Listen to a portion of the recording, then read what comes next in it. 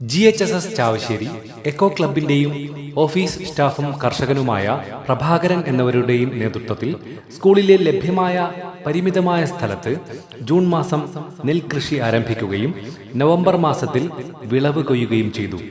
ജീരകശാല എന്ന നെൽവിത്ത് ഇനമാണ് ഉപയോഗിച്ചത്. ഏകദേശം 120 ദിവസം, അതായത് 4 മാസമാണ് വിളവിന്റെ കാലയളവ്. ജൂൺ പകുതിയോടെ സ്കൂളിലെ മുറ്റത്ത് ലഭ്യമായ സ്ഥലത്ത് ചാണകവും ജൈവവളവും ഉപയോഗിച്ച് കൃഷിക്കു വേണ്ടി ഒരുക്കി. നുരി കൃഷിരീതിയാണ് ഇതിന് അവലംബിച്ചത്. വിത്ത് നടീൽ കർമ്മവും വിളവ് കൊയ്യൽ കർമ്മവും ഇരിട്ടി മുനിസിപ്പൽ ചെയർപേഴ്സൺ ശ്രീമതി ശ്രീലത അവർകൾ നിർവഹിച്ചു. കൃഷി അന്യം നിന്ന് പോയ ഈ കാലത്ത് കുട്ടികൾക്ക് കൃഷിയെക്കുറിച്ചും കൃഷിയുടെ പ്രാധാന്യത്തെക്കുറിച്ചും മനസ്സിലാക്കാനും പ്രചോദനമേകാനും സാധിച്ചു. ഏകദേശം 5 കിലോയോളം നെല്ല് ഇവിടെ നിന്നും ലഭിച്ചിട്ടുണ്ട്. ശീലതേച്ചി, ആരാധ്യായ HM ഓമന ടീച്ചർ, പ്രിയപ്പെട്ട സഹപ്രവർത്തകരെ, സ്നേഹം നിറഞ്ഞ കുട്ടികളെ, നമ്മളെ സംബന്ധിച്ചിടത്തോളം വളരെ സന്തോഷകരമായ ഒരു ദിവസമാണ്. കാരണം നമ്മൾ ചാവശ്ശേരി സ്കൂളിന്റെ മുറ്റത്ത് എന്താണ് ഇവിടെ നടന്നുകൊണ്ടിരിക്കുന്നത് നിങ്ങൾക്ക് മനസ്സിലായോ? എന്താണ്? നെൽകൃഷിയാണ് അല്ലേ? നമ്മളെ സംബന്ധിച്ചിടത്തോളം നമുക്കറിയാം, ഇപ്പോൾ നഗരപ്രദേശങ്ങളിൽ നിന്ന് പോയാൽ നെൽകൃഷി എന്താണെന്ന് പോലും നമ്മുടെ കുട്ടികൾക്ക് അറിയില്ല.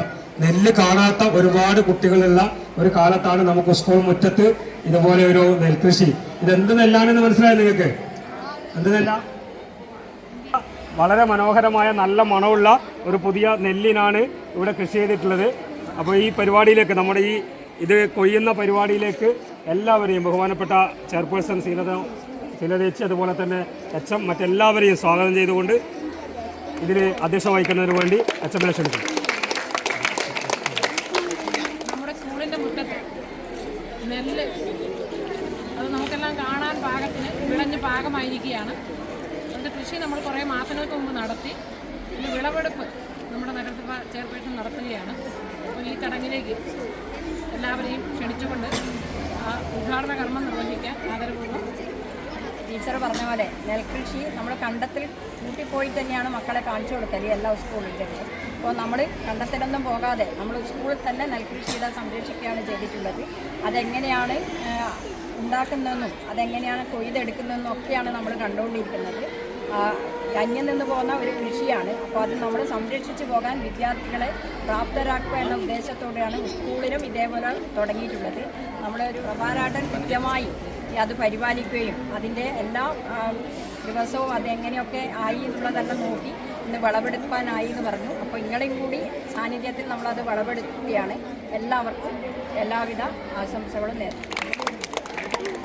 ഇവിടെ എല്ലാവരും സൂചിപ്പിച്ചു, നമ്മുടെ പരിസരത്ത് തന്നെ നെൽകൃഷി ഉണ്ടാക്കി അതിൻ്റെ വിളവെടുപ്പ് നടക്കുകയാണ്.